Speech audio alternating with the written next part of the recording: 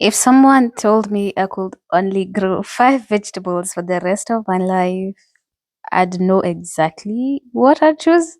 Not because they're the easiest to grow, although most of them are, but because they give me the biggest return for the space, time, and effort I put into my garden. And today, I'll be sharing those vegetables with you.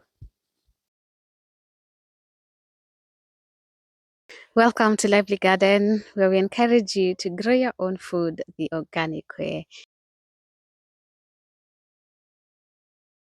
I'm starting off with kale and spinach, and I'm counting these together because they fill the same role in my garden. They are packed with nutrients. My favorite part is that they grow quickly, and also the best part is that you don't harvest the whole plant. You simply pick the outer leaves and the plant keeps producing more. That means one plant can feed you for weeks or even months. Actually, it is mostly months. And they are perfect for salads. You can do smoothies, you can do omelets, stir fry, soups.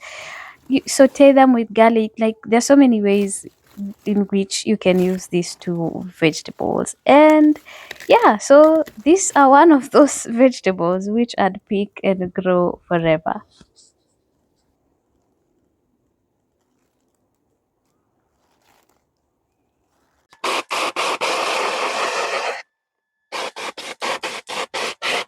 This is how I deal with aphids. We have some aphids on this scale, but I don't have any biopesticide and I've not made any organic pesticide yet. So what I do, I splash them with water like this.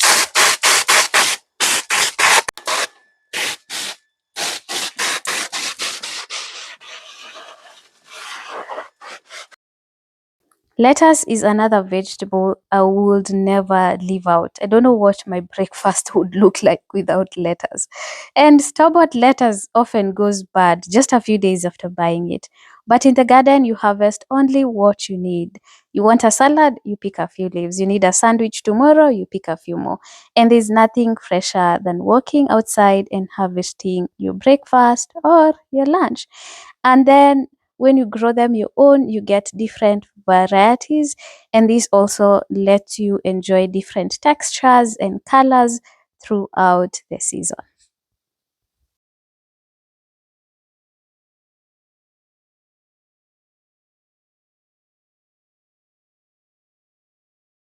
You already know my list will not be complete without tomatoes. The flavor difference between a homegrown tomato and a supermarket tomato is incredible, because the supermarket one I usually picked when they are not ripe yet, so that they can continue ripening on transit. So once you've tasted a vine ripened tomato, it's hard to go back.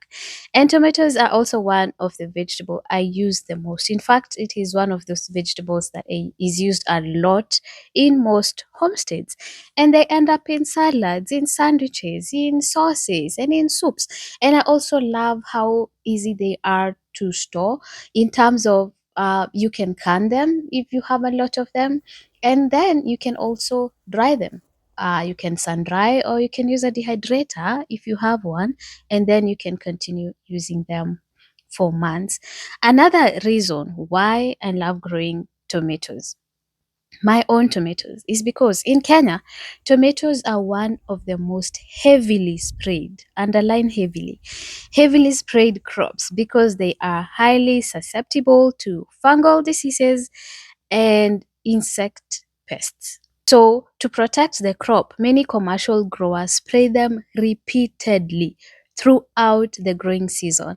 There's a time I attended an organic class, and if they tell you the number of pesticides and the frequency in which they apply pesticides in tomatoes, you would fear, because they prevent them, they spray so many things to prevent them against so many diseases. And I think that's why tomatoes are one of the most heavily sprayed crops, especially here in Kenya. And studies of tomatoes sold in Kenyan markets have found pesticide residues in about half of the tomatoes tested.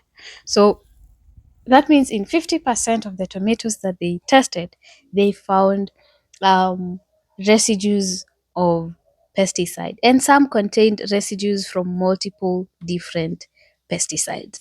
So I fear store-bought tomatoes. In fact, in that class, in that organic farming class that I attended, they were telling us, if you don't have your homegrown tomatoes, cook without tomatoes. That is the advice they were giving us. They were like, you can improvise and you can try cook with carrots instead of tomatoes. But they were like, if you don't have homegrown tomatoes, do not buy tomatoes. Just improvise or just cook without tomatoes. Be creative around it. And I totally understand why they would say that. So that's one of the biggest reasons I grow my own tomatoes, because I know what goes on them. And and yeah, that makes it very easy for me. And then also I can pick them at the peak ripeness. Like, I don't have to pick them when they are not ready and then they continue to ripen on the counter. Like, I can pick them at any stage. So for me, tomatoes are a big deal.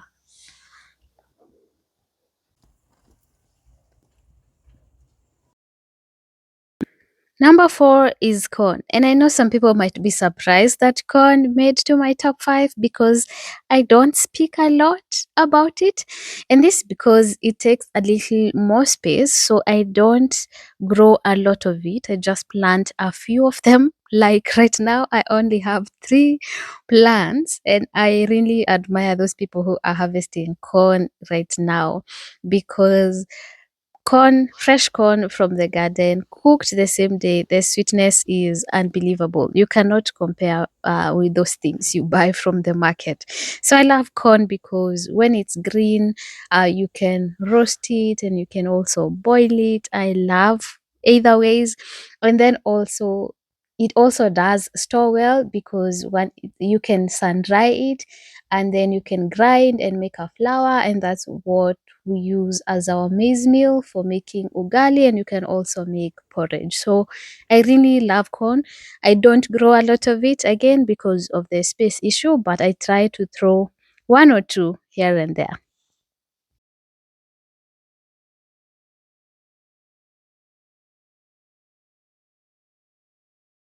My number five is onions, and we can talk about bulb onions, spring onions, and bunching onions. My favorite is bunching onions, and that is what you will see in my garden. I love them because they grow very fast, they are self propagating, and you don't need to uproot the whole thing. You can just remove a few stems or whatever you need to cook, and then you leave the rest growing. So I love those because I use them every day, every day. In fact, sometimes more than once a day. And if you know me, I'm big on planting what you consume, because in that way you're able to save money. So I'm big on planting onions. So yeah, and then also you can use them in your eggs, in your soups, in your anything, roasted vegetable. Like, you can just throw them anywhere. If there are many in your garden, you don't have to stress about where do I put them. And then also you can dry them. I've seen people dry them and make an onion powder out of it. So yeah, instead of constantly buying bulb onions, spring onions from the store, you can just simply walk outside with a pair of scissors and just pull whatever you need to pull, and you put that in your meal.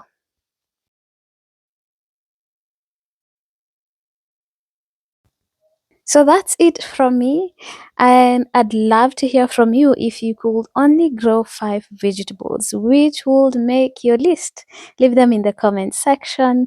And don't forget to let me know where you're watching from. Last time I was impressed to see somebody from Italy. I've never really seen a comment from Italy. So I really I enjoy seeing your comments and just knowing where you're watching from. So if you enjoyed this video, don't forget to like, subscribe, and I'll see you on the next one. Happy gardening.